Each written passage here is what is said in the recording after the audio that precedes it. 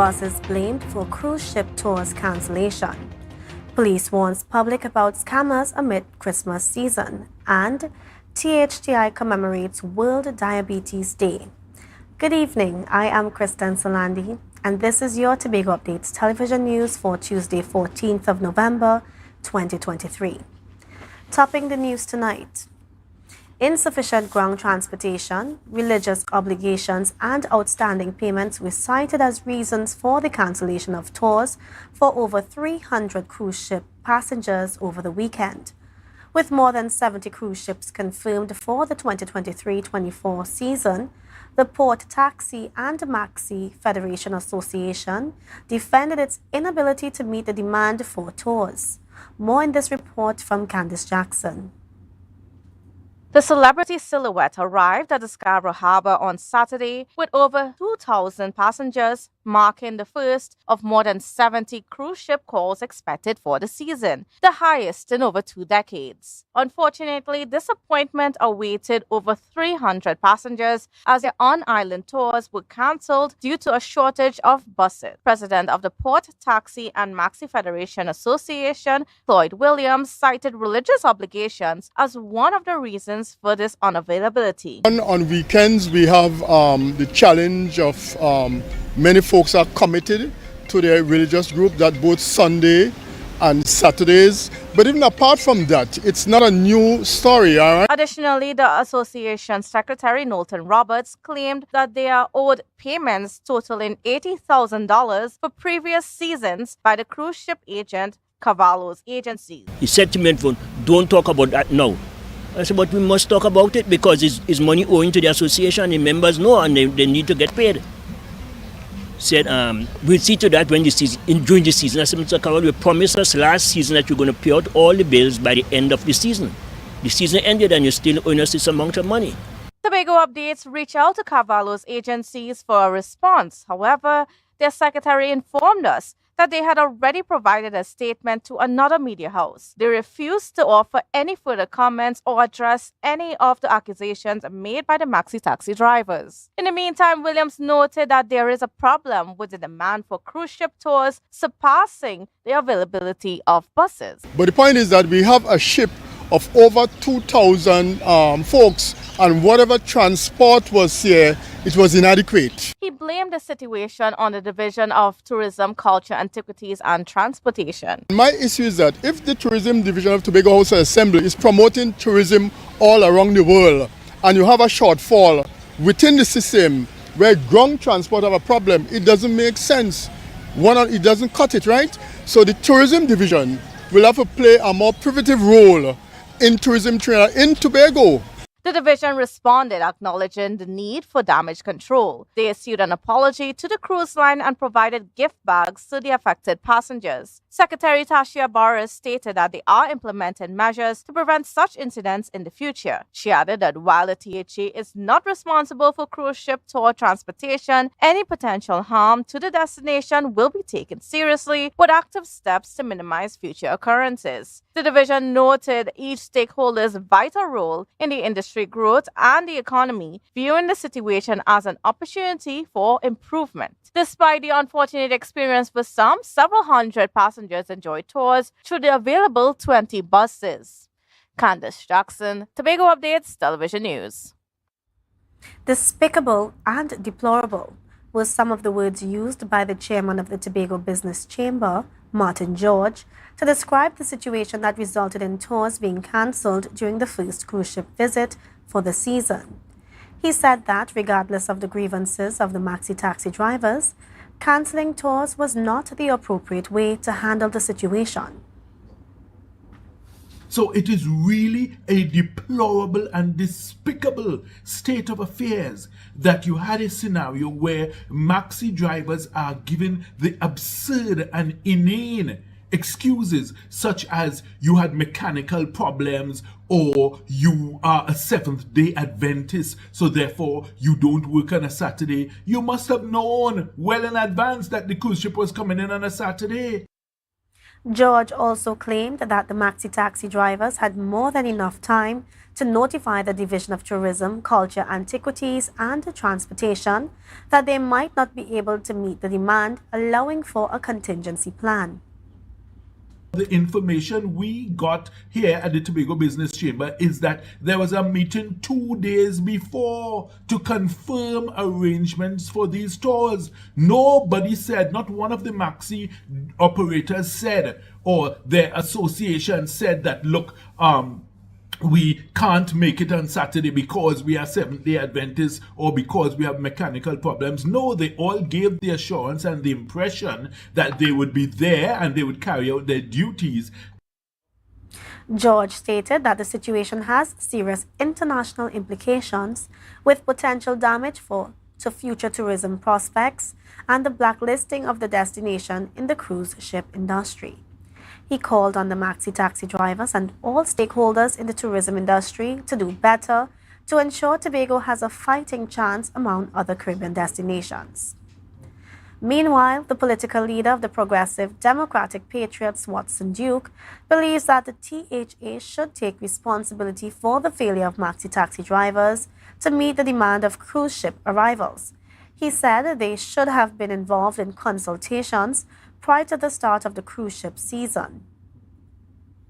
But they left out, and I heard the association president calling for a meeting. He should not have called for a meeting. The tail doesn't walk the door. The THA should be the one who calling for a meeting prior to the season and settling up all the outstanding issues. He also criticized the THA for marketing Tobago in a significant way at events such as the recently concluded World Travel Market without first ensuring that the island's tourism industry can accommodate an increase in visitors. They have no right leaving here undone and going abroad. They should have stayed here and shown we are well prepared for the tourism season. So when the boats come, we would have been prepared to make money and to give a warm and engaging welcome. Duke called for better measures to be taken to prevent Tobago from being embarrassed on an international stage. More news after the break. Stay with us. Oh, this is so stylish and I love the fabric. Darlings, you must tell us where you got your new furnishings. We got them locally at Standard. They've got new chic European furniture, crafted from high quality material. Oh, Standard? No, it's Standard, their brand new Hive collection. Experience luxurious European furniture at a price you will love. The Hive Collection, now exclusively available at Standard.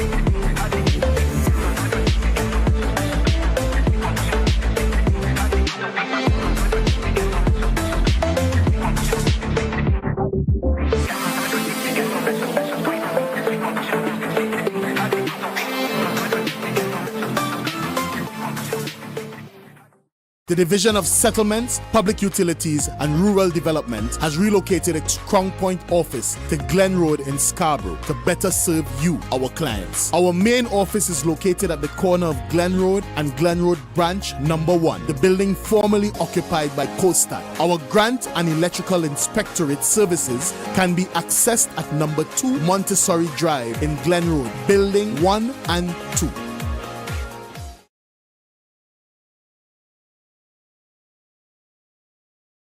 You know, who would I ever believe, Jessica could take care of a child, I know, right? I'm a kinship foster parent to my nephew Malik.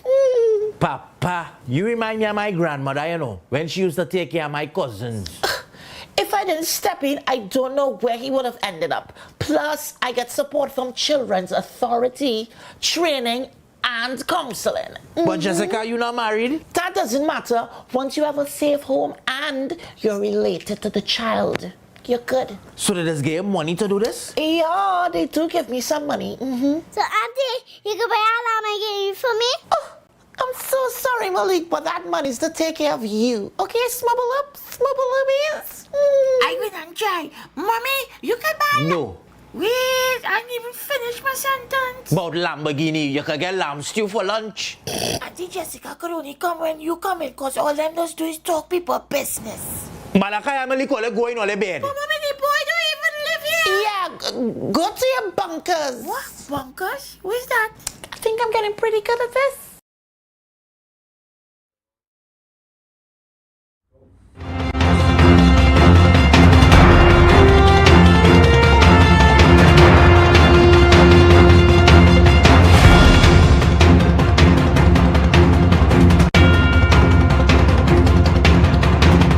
Welcome back to the Tobago Updates television news.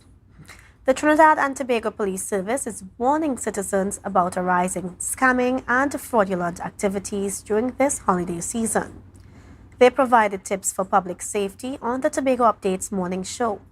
More in this report from Travesia Phillips.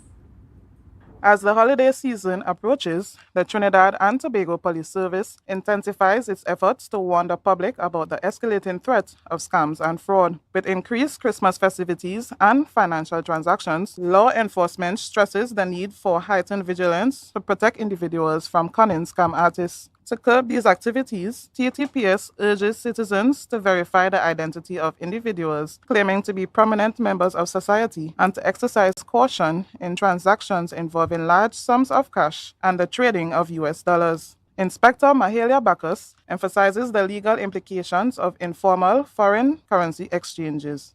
The law really caters for U.S. exchanges to only happen in certain places. So you have the banks, you have the bureaus and so forth. So anytime you decide to take money from an individual by saying I have 10,000 TT, I want some US, and you just want to hand it over by the street or so forth, you'd actually be like committing an offense then, because law enforcement officials outline key signs of potential scams and offered advice on how citizens can protect themselves from falling victim to these schemes.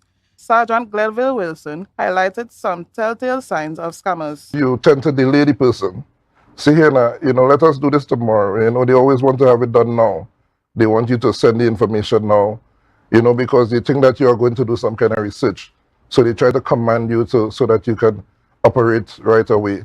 Even the jargon, the way they speak. Inspector Bacchus expanded on the potential risks, stressing the importance of exercising caution when sharing personal details with strangers without verification. Additionally, she cautioned against meeting in isolated locations with significant amounts of cash due to the serious threats it poses to personal safety.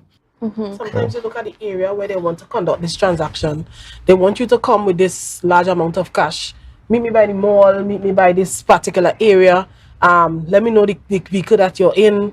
The time, the exact time when you would be there, all these different things they do. The officers emphasize that scam artists may attempt to take advantage of the season's goodwill by employing tactics that play on people's desires to provide for loved ones. As families and individuals engage in increased shopping, gift exchanges, and financial transactions, the risk of falling victim to scams becomes more pronounced. When a spouse asks a husband for money, some men want to know what you want it for, what you want. There's a whole investigation. But we have these strangers who are coming on social media platform. Sergeant Wilson stressed the importance of reporting scams despite potential embarrassment, noting its crucial role in preventing further criminal activities. Emphasis was placed on recognizing language patterns used by scammers posing as familiar individuals. Citizens were encouraged to contact the TTPS if anything seems suspicious, with specialized units available for such situations. Travesia Phillips, Tobago Updates Television News. Assemblyman Megan Morrison acknowledged that balancing life in the public service and personal commitments is a challenge. These were some of the sentiments she expressed as Tobago Updates explores Year 2 of the Valley Augustine-led THA administration through its special Beneath the Surface series on Good Morning Tobago. Ariana Scipio has more in this report. The representative for the electoral district of Mount St. George Goodwood and the assistant secretary for the Division of Tourism, Culture, Antiquities and Transport, Megan Morrison, noted it is a challenge balancing her interest in pageantry, including queen shows, with her experience of studying while fulfilling her duties in the public service. When asked about how she felt representing her area, she replied, I feel good. I feel humbled that they would entrust their lives and livelihood to me, and I don't take that lightly. I have some young people in my district who voted for the very first time for me, and so I always keep that to the back of my head. She explained that this is the reason why she makes an effort to be present regularly in her district. Morrison pointed out that along with a team, they have visited many communities in her area, such as John Dial, Hope, and Goodwood, and she indicated that Mount St. George will be next. She also provided details on a project that the villagers of Mount St. George have requested, which is the widening of number 1 Village Street.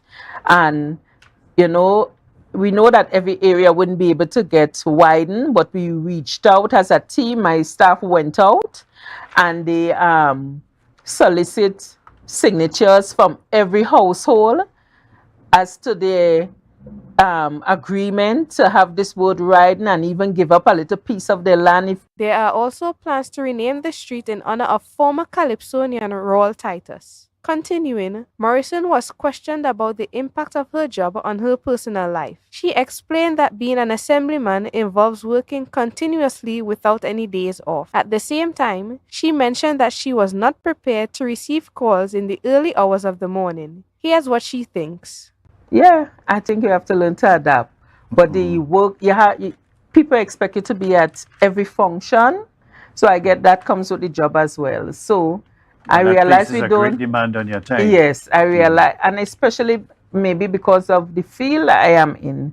Morrison said that she receives numerous invitations to attend functions within the community, but is not always able to attend. She noted that it can offend some residents, but she understands that it is a part of her job. Furthermore, she discussed the collaboration between her and her colleagues in the assembly. Morrison believes that her team meshes well and mentions some of the other members of the assembly on whom she relies, such as Assemblyman Joel Sampson and Deputy Chief Secretary Dr. Faith B. Israel. Ariana Scipio, Tobago Updates Television News. Panorama 2024 kicked off in Tobago with the single pan preliminaries on Saturday night. The preliminaries began in grand style with a performance by Natural Mystic at the West Side Symphony Pan Theatre in Patience Hill. Their tune of choice was Tourist Lego by King Short Shirt, arranged by Ricky Williams.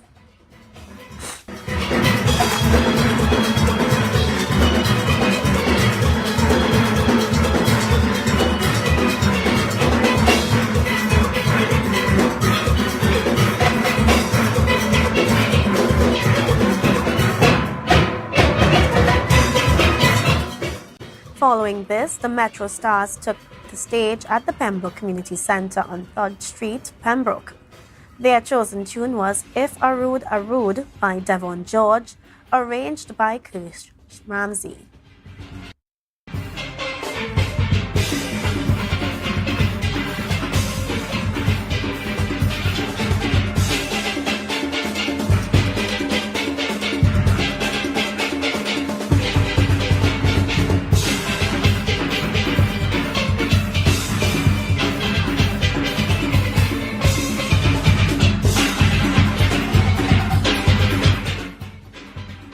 Stay tuned for updates as the competition unfolds, showcasing the rhythmic excellence of the participating Pan communities. The final of the competition is scheduled for December 3rd, 2023 at the Arima Velodrome. Former FIFA Vice President and Government Minister Jack Warner has been ordered by the Privy Council to repay $1.5 million plus interest to businessman Krishna Lala. The judgment, delivered recently, stems from a lawsuit involving payments to Warner's companies in 2007. Warner argued the money was for campaign financing, not a loan. The Privy Council upheld the 2018 High Court ruling that deemed the payment loans rejecting Warner's appeal. They found no issue with the trial's conduct and affirmed the judge's impartiality. The order includes interest from May 15, 2018 until repayment. Stay with us for more after the break.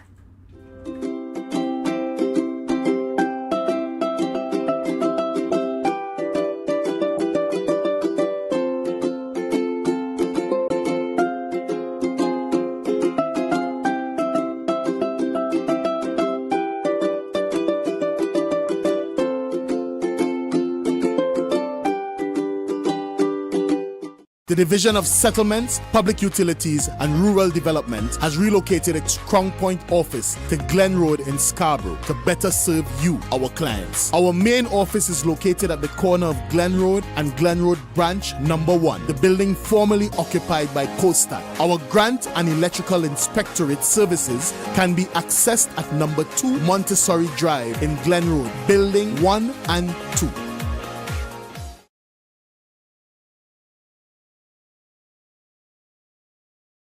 Tobago Glass Supplies has been a leading name for over 37 years in the glass and aluminum market in Tobago. We provide an extensive range of high-quality, innovative aluminum and glass products for commercial and residential use. Competitive prices with superior and professional services by committed employees who are guided by rigid quality standards. Tobago Glass Supplies specializes in the manufacture and installation of glass and aluminum products that are essential to today's homeowners and the business environment. We are engaged in marketing, sales, and installation of a variety of products. These ranges from windows and doors to necessities such as mirrors for homes and vehicles, designed and manufactured in-house or imported.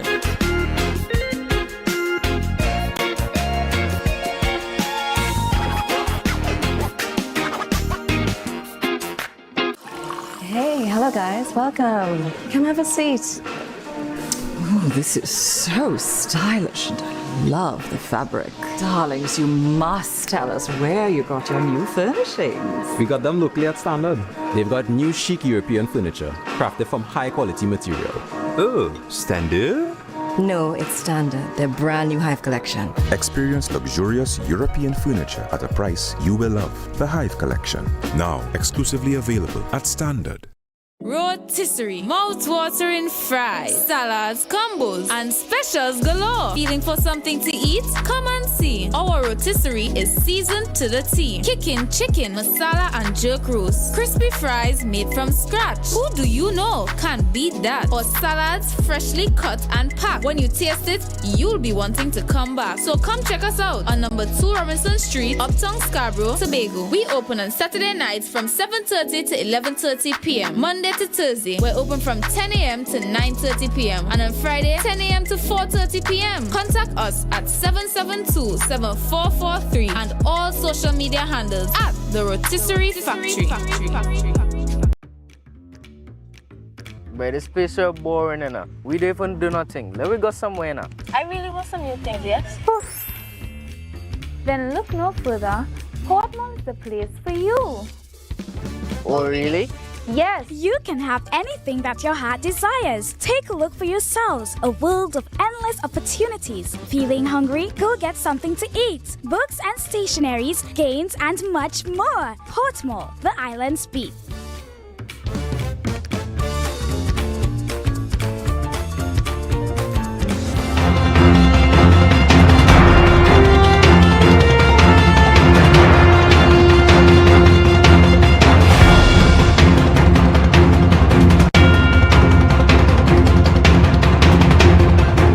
Thanks for staying with us. The sacrifices of Tobago's veterans were remembered on Sunday. To honor the veterans who served in World Wars I and II, the annual parade was held at James Park in Scarborough. In attendance were members of the Assembly and a surviving war veteran, 97-year-old Lieutenant Eman Legal. More details from Ariana Scipio.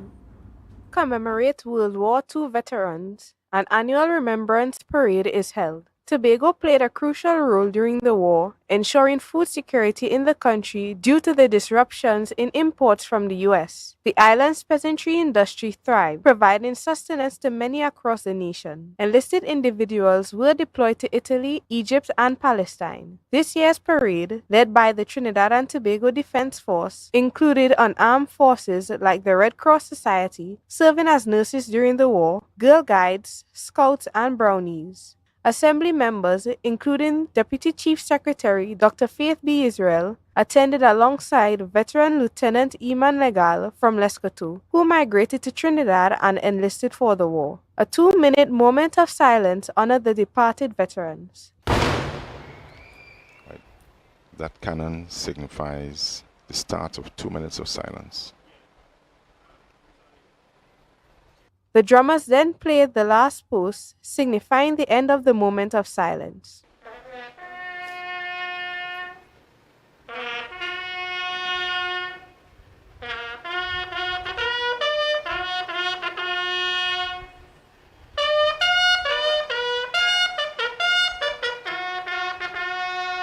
The Deputy Chief Secretary officiated the event by laying the first wreath at the cenotaph to honor the veterans whose names are carved there.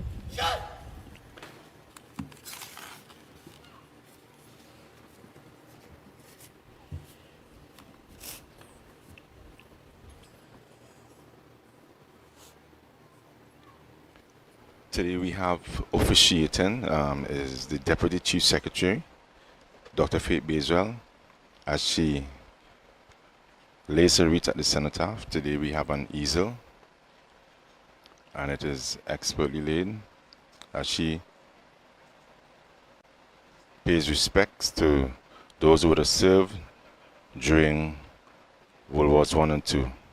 Following suit, ACP Collis Hazel, Colonel Kristen Charles, and other distinguished individuals also laid wreaths, symbolizing their deep respect for the sacrifices made by those who served. These poignant Remembrance Day observances carry a profound message, seeking to echo through time and discourage the reoccurrence of the harrowing situations witnessed during the World Wars. Ariana Scipio, Tobago Updates Television News.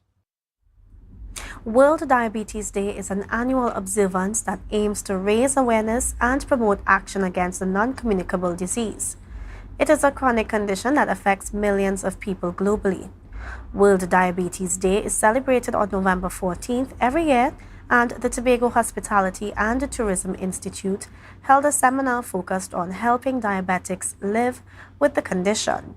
Reporter Tanika Cruikshank has more details on this story.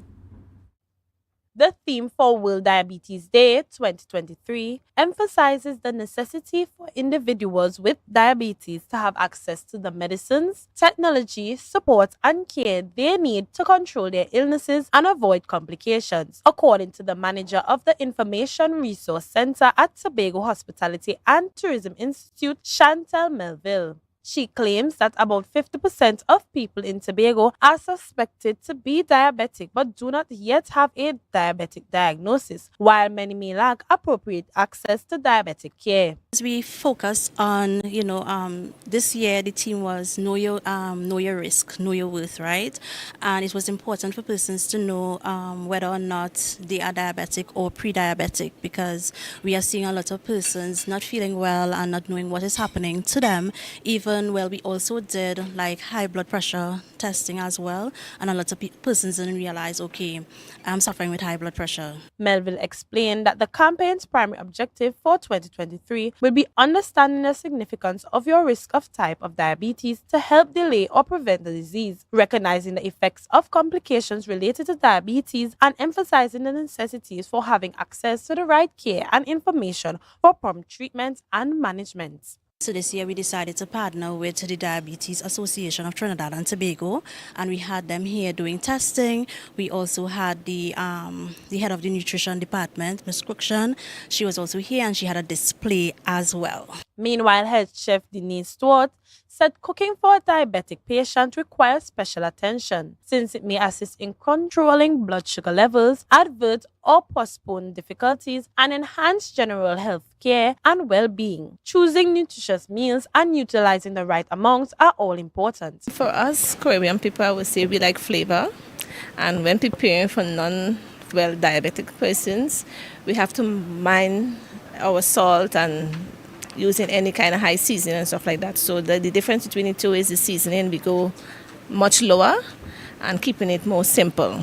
Chef Denise explained how she prepares regional dishes like stewed chicken for those with diabetes in a unique way. Actually, we did it in a way such we used no brown sugar. We didn't use any browning, any brown sugar. So I just use the tomato base. So normally we prepare it with the brown sugar. And so THTI hosted a day of activities aimed at helping several diabetic patients improve their livelihoods. Tanika Cruikshank, Tobago Updates Television News. Now for the weather report from the TNT Met Office. Tonight, anticipate generally fair conditions with 1 or 2 light passing showers. Temperatures will drop to around 26 degrees Celsius. Tomorrow, a few showers, especially during the morning, will interrupt a generally sunny and occasionally breezy day. Temperatures are expected to reach a high of 32 degrees Celsius with a heat index of 35 degrees. Seas are moderate and may occasionally become choppy with waves up to 2 meters in open waters and below 1.5 meters in sheltered areas. Sunrise is at 5:58 a.m. and sunset is at 5:35 p.m. And that's how we end this evening's newscast. Recapping the headlines. Insufficient buses blamed for cruise ship tour cancellations. Police warns public about scammers amid Christmas season, and THTI commemorates World Diabetes Day. I am Kristen Solandi. Have a good night.